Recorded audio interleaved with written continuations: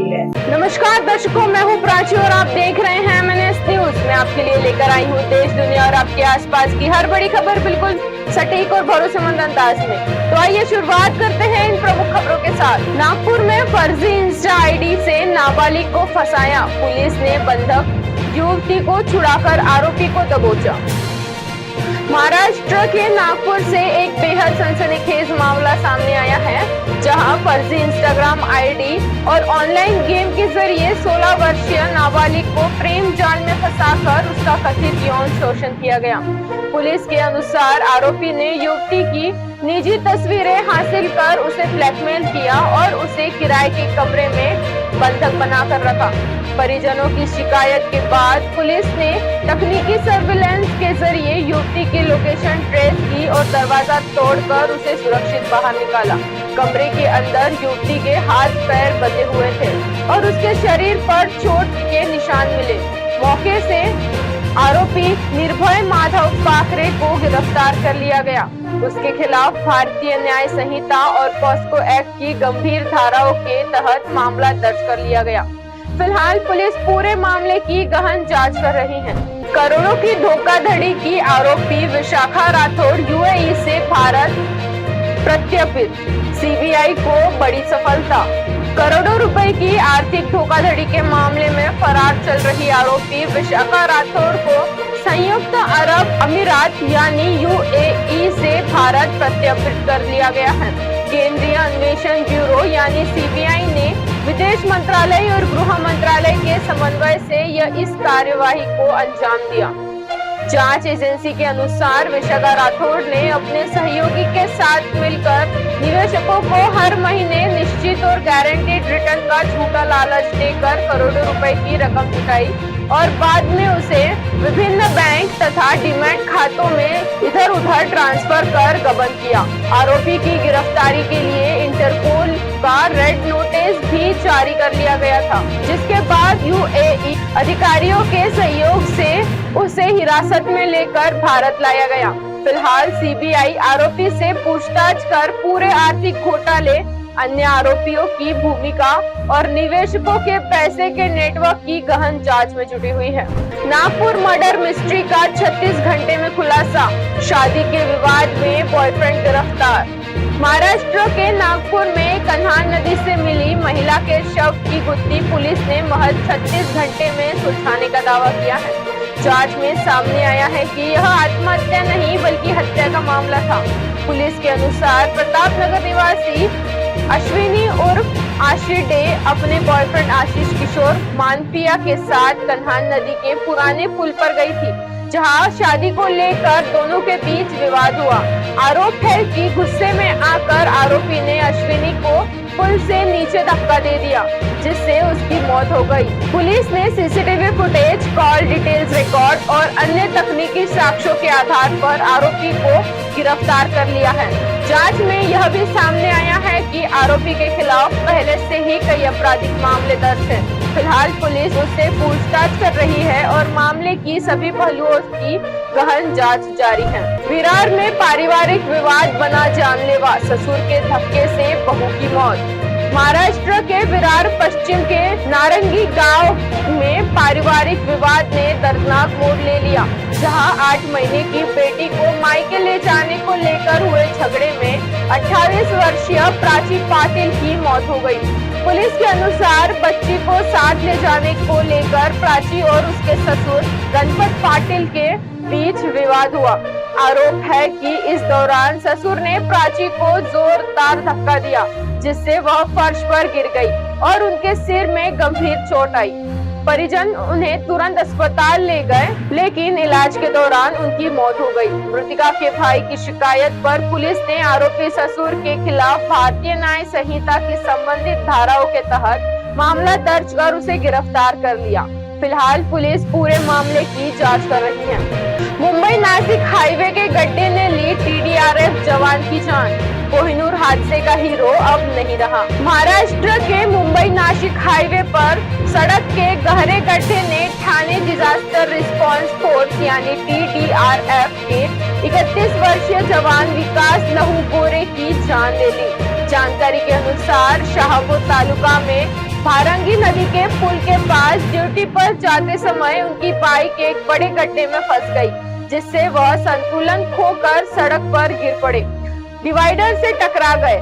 गंभीर रूप से घायल विकास गोरे को तुरंत अस्पताल ले जाया गया, लेकिन इलाज के दौरान उनकी मौत हो गई। विकास गोरे वही जवान थे जिन्होंने हाल ही में भिवंडी की कोहिनूर बिल्डिंग हादसे में अपनी जान जोखिम में डालकर कई लोगों की जान बचाई थी।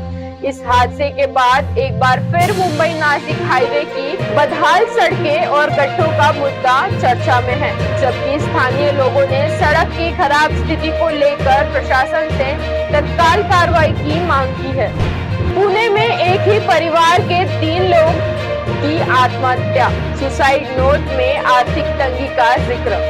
महाराष्ट्र के पुणे जिले से बेहद दुखद खबर सामने आई है, जहां एक ही परिवार के 3 लोगों ने कथित तौर पर आत्महत्या कर ली। पुलिस के अनुसार मोरवाड़ी इलाके में रहने वाले विनोद पिल्लई, उनकी पत्नी श्रीजा पिल्लई और उनकी 19 वर्षीय बेटी पूर्णिमा पिल्लई अपने घर में बेहोश मिले, जिन्हें अस्पताल ले जाया गया। इलाज के दौरान तीनों की मौत हो गई। घटनास्थल से मिले सुसाइड नोट में परिवार ने आर्थिक तंगी का जिक्र करते हुए लिखा कि उनके इस कदम के लिए किसी को जिम्मेदार न ठहराया जाए। बताया जा रहा है कि परिवार मूल रूप से केरल का रहने वाला था और पिछले 3 वर्षों से पीपरी क्षेत्र में रह रहा था।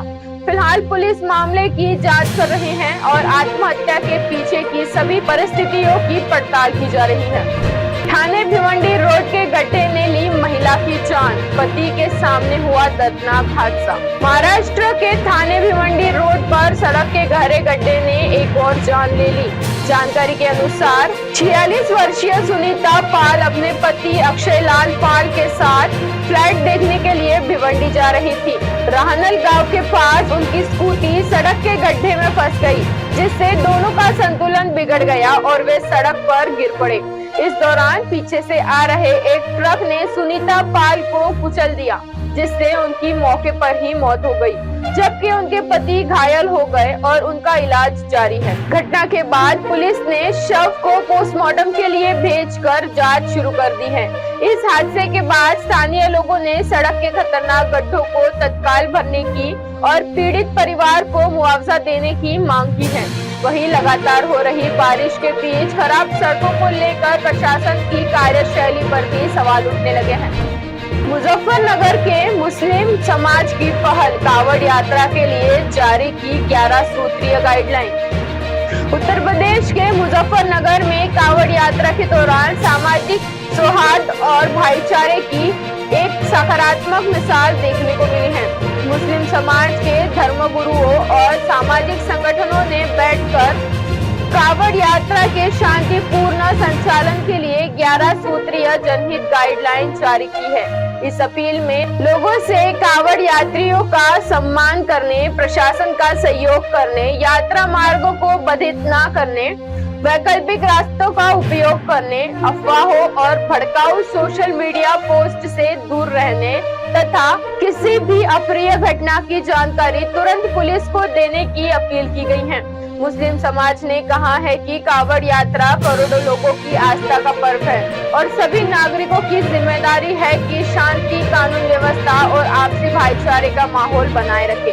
इस पहल को सामाजिक सद्भाव और सांप्रदायिक सौंदर्य को मजबूत करने की दिशा में एक महत्वपूर्ण कदम माना जा रहा है। प्रतापगढ़ में 100 साल पुराना मकान ढहा, एक ही परिवार के 6 लोगों की दर्दनाक मौत। उत्तर प्रदेश के प्रतापगढ़ जिले में भारी बारिश के बीच एक बड़ा हादसा हो गया। महुली गांव में करीब 100 साल पुराना जर्जर मकान देर रात अचानक भरभरा कर गिर गया, जिससे घर के अंदर सो रहे एक ही परिवार के 6 लोग की मलबे में दबकर मौत हो गई। हादसे की सूचना मिलते ही पुलिस, फायर ब्रिगेड और प्रशासन की टीमें मौके पर पहुंची तथा स्थानीय लोगों की मदद से राहत एवं बचाव अभियान चलाया। सभी घायलों को अस्पताल पहुंचाया गया, जहां डॉक्टरों ने 6 लोगों को मृत घोषित कर दिया। मृतकों में दंपति, उनका बेटा, बहू और 2 मासूम बच्चे शामिल हैं, जबकि परिवार का एक सदस्य सुरक्षित बच गया। प्रारंभिक जानकारी के अनुसार लगातार हो रही बारिश के कारण जर्जर मकान ढह गया। प्रशासन ने मामले की जांच शुरू कर दी और प्रभावित परिवार को हर संभव सहायता देने की बात की है। बहराइच में धान के खेतों में घुसे 2 जंगली हाथी, किसानों में दहशत। उत्तर प्रदेश के बहराइच जिले में काटेरीना घाट वन प्रभाग में दिन दहाड़े 2 जंगली हाथियों ने धान के खेतों में घुसने से इलाके में हड़कंप मच गया। निशानगाड़ा रेंज के नवीनपुरा गांव में हाथियों को फसल चरते देख ग्रामीणों ने तुरंत वन विभाग और गजमित्रों को सूचना दी। मौके पर पहुंची वन विभाग की टीम और गजमित्रों ने हाका लगाकर हाथियों को सुरक्षित जंगल की ओर खदेड़ दिया। वहीं सेठी फार्म क्षेत्र में हाथियों ने करीब 4 बीघा धान की फसल रौंदकर भारी नुकसान पहुंचाया, जिससे किसान दहशत में है। प्रभावित किसानों ने फसल का सर्वे कर जल्द मुआवजा देने की मांग की है। वन विभाग ने क्षेत्र में निगरानी बढ़ा दी है और लोगों से सतर्क रहने की अपील की है। तो ये थी अब तक की बड़ी खबरें। ऐसे ही खबरों के लिए बने रहिए MNS न्यूज के साथ। आप देख रहे हैं MNS न्यूज, सच जरूर।